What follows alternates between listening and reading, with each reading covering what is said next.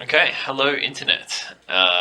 So this is a test, but if it works out alright and everything's working, it'll probably get uploaded. So basically, I'm gonna do a video just breaking down some of my new songs that are on the upcoming EP, or by the time you see this, maybe it's out. So we'll see how it goes. Basically, it's inspired by the Jackie Road Studios podcast, which is pretty cool. He's just sort of breaking down the songs he writes each week, and then another guitarist on YouTube that I follow, John Connor. His playing's been off the charts lately, and he's just doing a similar sort of thing. So might break down some of my older tracks too. Alright, so yeah, this song's called Glasswing, and it's the first single off the new EP of the same title. It was originally inspired by the Patrick Rothfuss books, the Name of the Wind series. Basically, my fiance was on to me for like so long. She's like, "You got to read them. You got to read them. It's the best thing ever." And I was like, "Yeah." And I just kept putting it off. And then when I actually read them, they were amazing. It's probably my favorite. Favorite series of books, probably of all time. It's sort of like, it sounds silly, but it's sort of like Game of Thrones meets Harry Potter. Anyway, so this song was sort of inspired by that. If you haven't heard it, definitely go check it out. Check out the music video and jump on and download the EP. It's all free, or you can jam out on Spotify, whatever is your preferred listening website. But yeah, so originally it was inspired by the Patrick Rothfuss books, but then it sort of evolved, like obviously Corona hit, and I've been spending a lot more time at home, so it's sort of become, like all of the songs on the EP got inspired a lot more by home and the surrounding areas around here, because obviously we can't go too far. And so that's why it became Glasswing. So like all the names of the EP are sort of areas around my house and different street names, that sort of thing. And Glasswing, is sort of just down the road a little bit from here. It's, I don't know, I always set out to do one thing, and by the time I finish it ends up becoming something completely different. So we'll start going through some of the tracks. So when I first started writing it, it was, this picking pattern that I just came up with.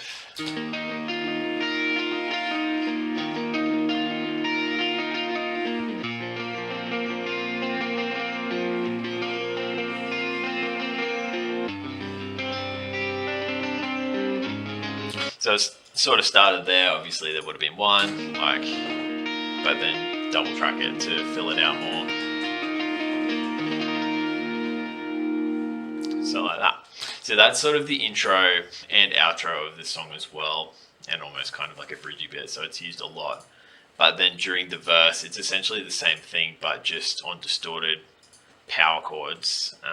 So listen to that.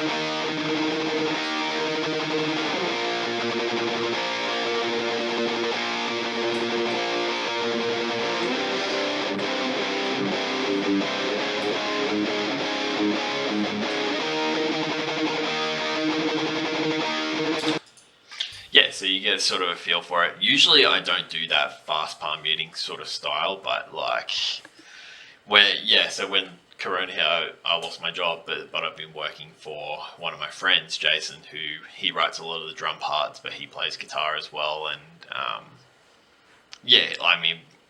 that's how we met essentially, like through music. But he loves like the Offspring and like all the old punk bands that do the really fast palm muting. So it's sort of, I don't know, got influenced by him, so that sort of had an influence on me at that point, and decided to chuck it in.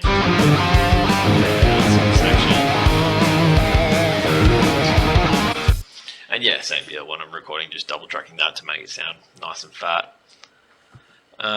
So essentially those chords are the same as that original picking pattern that I was doing, but But yeah, just filled it out to make it more of like a verse style sort of song. But yeah, as I was going, that picking pattern, I just figured there was too many guitars going in. So for the intro, I actually took that picking part, but just notated it out onto a synthesizer. So this sort of became the very start of the song.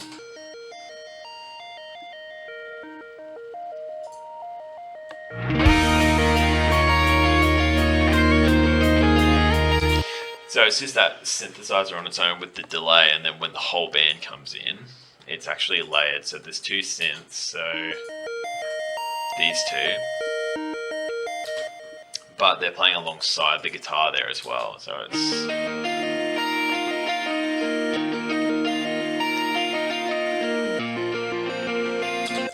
And yeah, just to fill it out more, because, you know, wall of sound is what you need to make a good sounding album, apparently. Added these two guitars here. So on their own, they're literally just doing those chords. On their own, but not picked. So just like...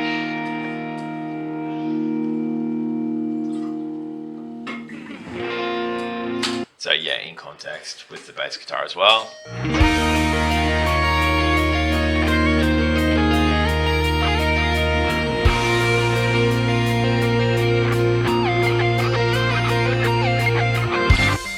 Yeah, so it's all going through like that. Everything's coming out. And then we sort of get to, so that's like intro, verse, and then chorus, building up to the chorus over here. In terms of rhythm, it's similar, but the rhythm does change on the guitars.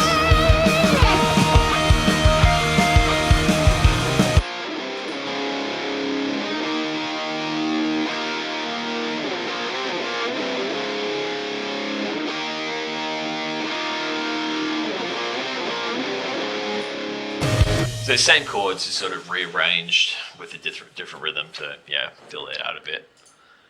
When it comes to bass guitar, it's a lot of the time just doing the same thing as the lead.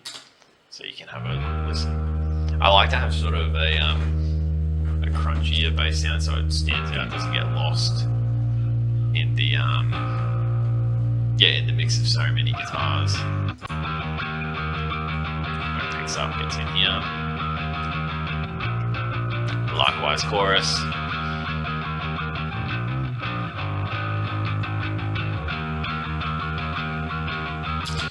Just sort of driving, keeping the movement there, even in this sort of slower bits. So that's the majority of the rhythm tracks. I contemplated putting like acoustic in like this bit as well, like to beef it out even more, but then it's like, I don't know. At some point you have to stop adding things, like but yeah, so we can keep going through. So this song features a solo from so Jay, who plays bass for me live. It's the guitarist of his band, which is actually now my boss as well. But yeah, I thought it'd be cool to get him on because he's sort of got like really like classic rock sort of style of playing. So you can have a listen.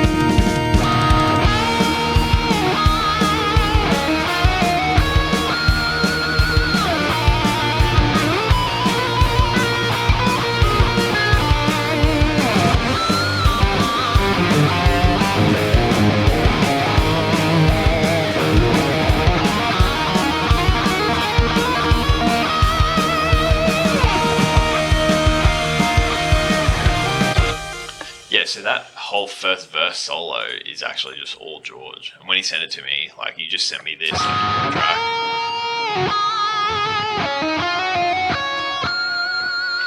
It was so sick. It was just like, I don't know, it was very, to me, it gave off like Van Halen sort of vibes. And then this run up at the end.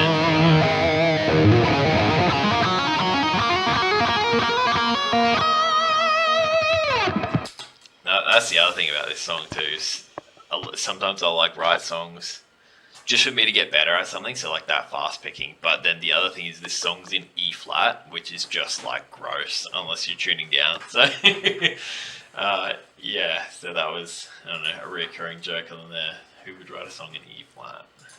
For a guitarist anyway. So that first solo, that first verse solo here, is actually all George, and I'm just playing the rhythm part. Going on from there, it's sort of that chorus melody. So I try and not make my choruses too complicated.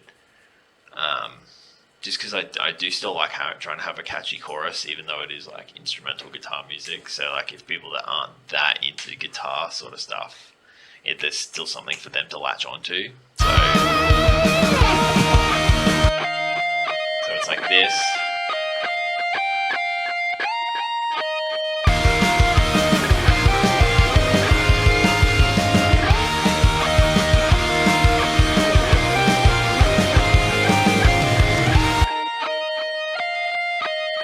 So it's like that, but then I think it's just doubled on the octave.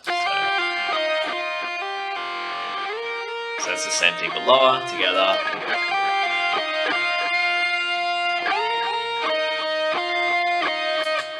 Sounds like that. And then yeah, in the chorus I do bring that back. That it's similar. It's not exactly the same, but a similar synthesizer line.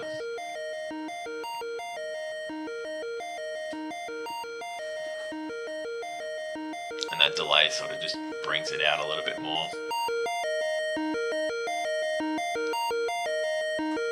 So with the lead part, sounds.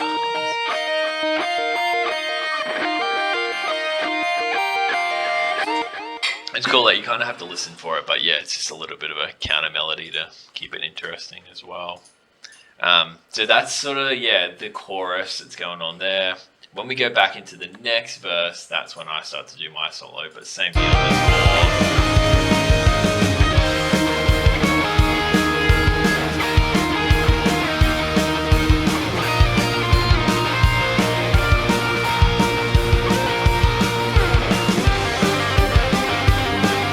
So nothing too crazy, like, you know, I'm not the best guitarist in the world, but I try and keep it fun. But I do add some extra synths in that next verse. So just sort of reminiscent of the old Game Boy Zeldas.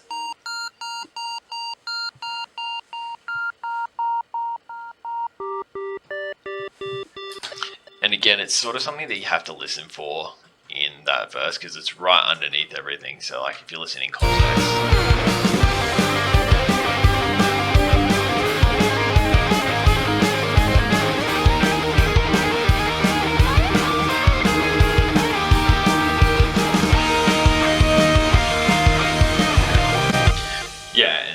Back into that next chorus, but yeah, it's not something you really can hear at the forefront. It's just sort of underneath. Likewise with these, I don't think I went through these. Yeah.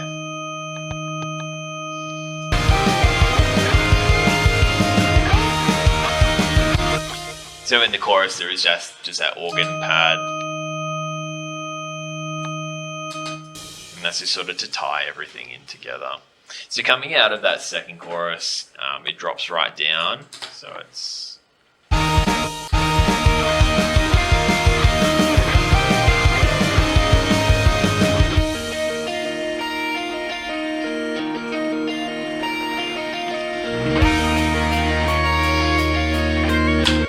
so yeah, it sort of does go down in tempo, or not in tempo, I should say, but just in the span of instruments that are playing. It goes right back to that intro sort of style. It's almost like repeating the intro again.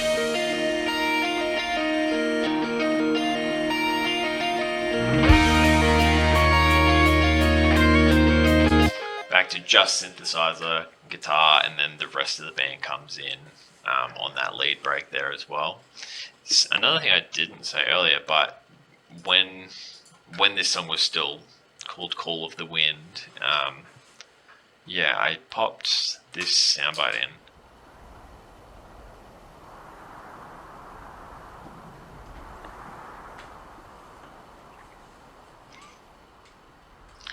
Again, it's just another thing that's like buried in there, like you don't always hear it. You sort of hear it here because it is a bit more sparse.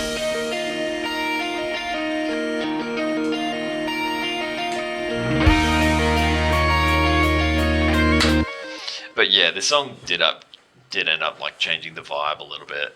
Yeah, that's most of what we covered. We've got drums as well. But yeah, so you can sort of see here, it comes back to that intro sort of section. But really, it's only a short song, so...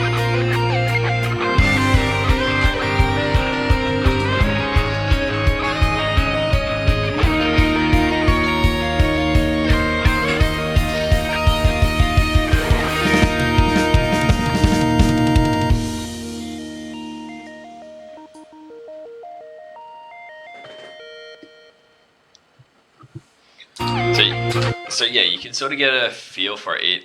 It starts and ends the same. It's like bookended really nicely, but that synthesizer part comes back, but it's a little bit different. We have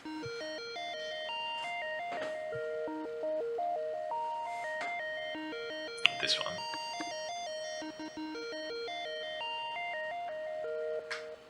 So that's like the start and the end one together, so you can hear it. But yeah, it's just that little, to make it sound a bit more digital, I guess. That little triplet in there. But yeah, same deal. It's got like it's just the delay on that one. Let's see if I can play it without. But yeah, you sort of get without the delay, but then just sort of beefs it up with the delay. And then it's just sort of got like an EQ filter on it, so it just makes it a bit more exciting. Get a feel of movement for it, even if it's just yeah, just chilling, doing the same thing the whole way through. So the only other real thing that's going on in this song is the drums. And like, I'm a little bit of a trash drummer, to be honest. So this is what I use, the Tune Track Easy Drummer. But yeah, I can sort of just load up things in here and create a drum part that I like the sound of. So like from the start here, these are all just sort of like intro beats when this is going on, so it's just keeping time. And then once it's into it, it builds up.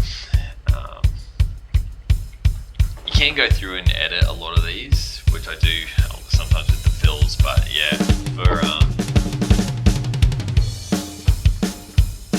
the majority of the time, like, they're better than what I could do. It's definitely something I need to practice at. But yeah, so the first beat is, yeah, this guy, so you can hear it in context.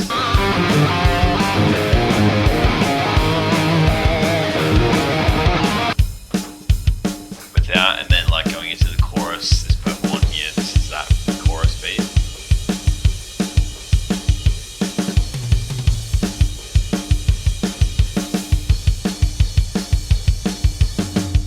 So yeah, it just accents the parts in there nicely. And then yeah, at the end here, it's really similar to the start, sort of like the rest of the song. There's not too many like crazy parts to the song that's going on. A lot of times I'll just use the prog rock modern drum kit, so you can play around with the mixer in here.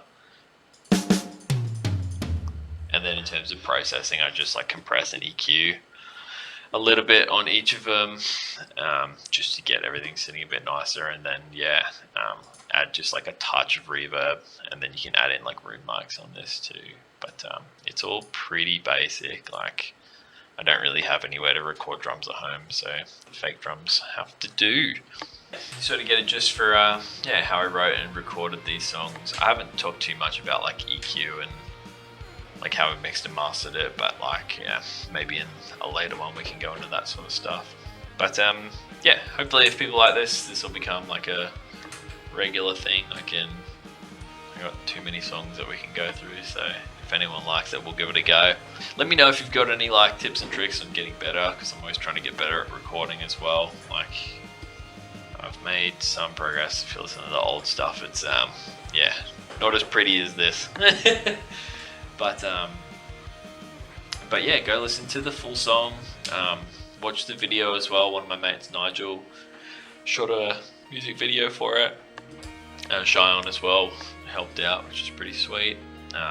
Go check out George and the Nick Tart band as well. Awesome player, awesome band. And yeah, just enjoy, download it, stream it, check it all out on the internet. But yeah, see how we go.